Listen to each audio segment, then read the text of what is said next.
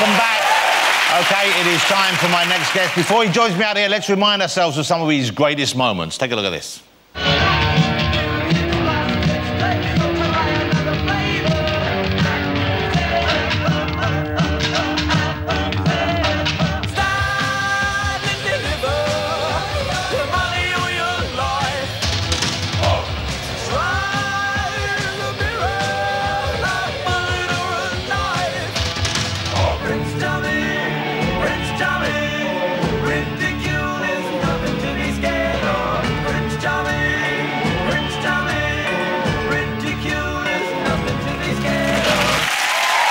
The king of the wild frontier himself, the Brubeck Hussar, Mr. Adam Ants.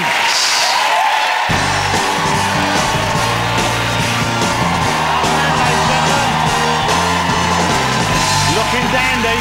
Thank you, Adam. Thanks for coming on. Thank you. Come and sit down. I'm so excited you're on. You know, I've been trying to get you on shows over the years. I know sometimes you're away, sometimes you're busy, sometimes you just said no, sometimes you weren't well. Finally, we got you here, so thank you for joining us. Thank you very much. I think people forget just what an enormous career. At the peak, the kind of success that you had was phenomenal. I've got some figures here. 15 million records sold, 22 hits in 15 years, 8 singles in the top 40 at one time.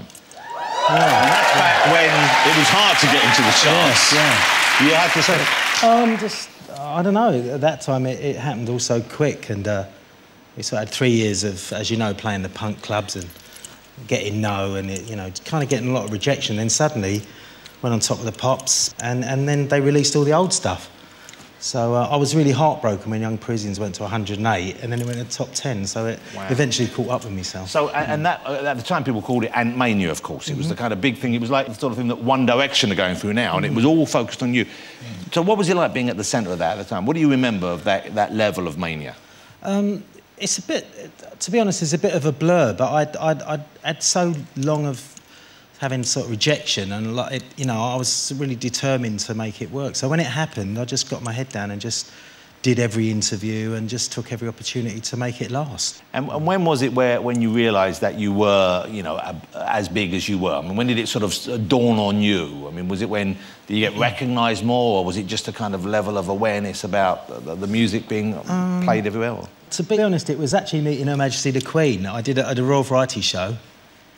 And I took all the gear off and put on a suit, and I thought, oh, you know, I'll be very formal, I'll dress very nice and tone it down.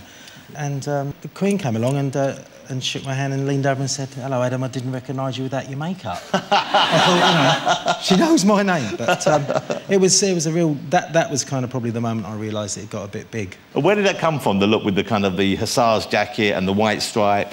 I've always drawn on, you know, history as a real... influence on the work. I loved history at school, so you know, my home's full of various historical references, and I just really thought it was time, after the punk thing, it got a bit grey, a bit political, a bit dull, and time for colour and heroic, piracy, highwaymen, the Native American Indian culture, which had a sort of bravery about it, and it sort of just all went together and worked. You know. And those, I think the costumes, you've donated them to the V&A, haven't you? They're in the Victorian Museum. Yeah, they're in the V&A, and it's kind of weird. I popped in there with my daughter about 6 months ago, and she didn't realise, and then she was like, oh, wait a minute, Dad, you know. No, that's Brian Eno, love, that's me. How old is your daughter? She's 15. Wow, 15? Yeah, fantastic. Yeah, the greatest achievement in my whole life is my daughter, definitely. It's wonderful. That's so sweet. When you became a pop star and you were about as big as a pop star could be, was it what you wanted? I think it was strange because it was kind of going from that early audience. The most upsetting thing was we had a sort of very clandestine audience of punk rockers and Mohicans and really loyal fans. And I think the most heartbreaking moment was kind of seeing that go, seeing the disappointment to some of the old fans that I really knew on a you know, name-to-name basis. They used to come to all the shows, and that was quite upsetting, seeing that the fact that I was no longer belonged to them anymore. But I had to make that conscious decision, and then I just thought, you know, TV had kind of made me overnight. It had gone right across to so many people, So I just basically thought, I'm going to get on as many TV shows as I can. And so in a way, it wasn't what I expected it to be, but it was a lot more hard work than I ever imagined it would ever be. And so was that what kind of like, because you'd had a history of mental problems before, hadn't you? Was that what kind of pushed you over the edge, do you think? Yeah, bipolar disorder. I think that with me, it was... really, I'd always taken a sort of... like examinations at school, I took them very, very seriously, like my life depended on it. Which it didn't, but I imagined it did. And then I think I took on this very kind of overwork program. Anything I did, I had to work and work. And certainly when I got an opportunity I had a hit record, I just didn't stop working. That was one element. The other elements is obviously the sort of chemical conditions, the serotonin balances in the brain, which later on, fortunately, through the help of my doctors, they explained to me why it happens, what are the trigger things that can trigger it off. But I think creative people, primarily because they have to make a living out of abstract ideas, it's not something you check in. You're sort of constantly competing with yourself. And I think that it makes you quite vulnerable to very dark thoughts. And bipolar disorder is something that really means highs and lows. And an artist does need the dark as well as the light. But you seem to be in a really good place now. Creatively, you've got a new album out and it's really good stuff, and you must be pleased about performing it, and I'm going to see if we can get Adam out. He couldn't do it this evening because we've already had Hertz booked, and we're very excited about that. But I'd love Adam to come back on the stage and perform live, and I think you'd like to see him perform live, wouldn't you? So we'll try and get you back on another week. I'd love that.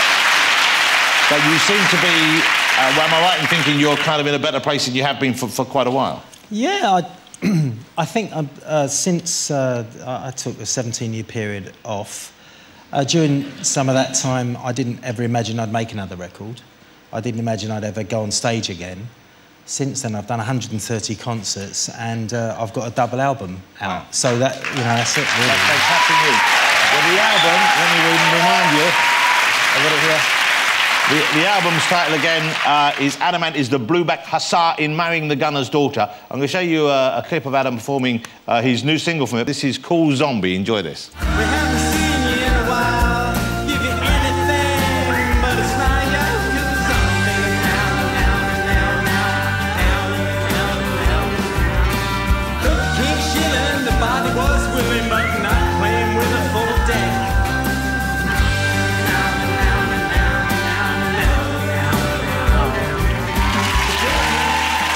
Blueback Hussar in Marrying the Gunner's Daughter. That's Cool Zombie from the album. That's a single as well. And Adam is playing live at the Roundhouse in on May the 11th, isn't he? Yeah, 35 years since I supported X-Ray Specs there. So in that same building. I'm going to go and see that there. I might not wear my bondage trousers. I might spare you that, but I'm looking forward to seeing it. And I want to get you back on the show live. Ladies and gentlemen, will you join me in saying thank you to the fabulous Adamant? Thank